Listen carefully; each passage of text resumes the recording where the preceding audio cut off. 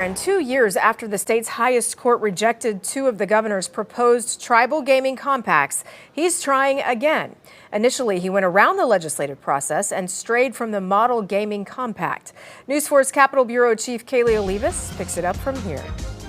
There's actually nothing different between the initial tribal gaming compacts and the compacts the governor just presented to legislators. His version of the compact would mean more money in the state's pockets. We continue to be disappointed in Governor Stitt's actions. He fails to uphold what we seem has traditionally been the path. Since Governor Kevin Stitt took office, there's been nonstop headbutting between him and the state's tribes. This time, it's over tribal gaming compacts. The compacts are supposed to be reviewed by the Senate Pro Tem, Speaker of the House, and the Joint Tribal Committee. But in 2020, the governor went around the legislative process and straight to the Department of the Interior, who approved the compacts by inaction. It later ended up in the state's highest court, where a judge ruled the compacts invalid because there was no proper approval. Quote, "The legislature has not authorized the governor to bind the state with regard to tribal compacts. 2 years after that decision, and the governor is trying again, but this time sending it to legislators first. This compact is identical to the one presented in 2020, even being submitted with signatures dated 3 years ago. What Governor Stitt did was basically go in and try to cut a different deal.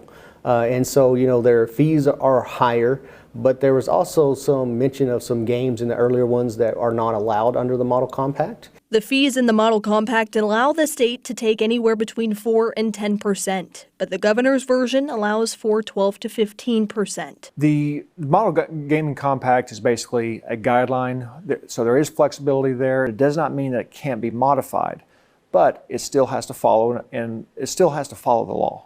As the Attorney General and legislators are still reviewing the compacts, the possibility of this going back to court is still on the table. I would anticipate there's going to be challenges no matter what. This is a very highly controversial issue. Those documents were found illegal, and there's no way you can revive them by sending them to the legislature, as the courts have already ruled on their legality.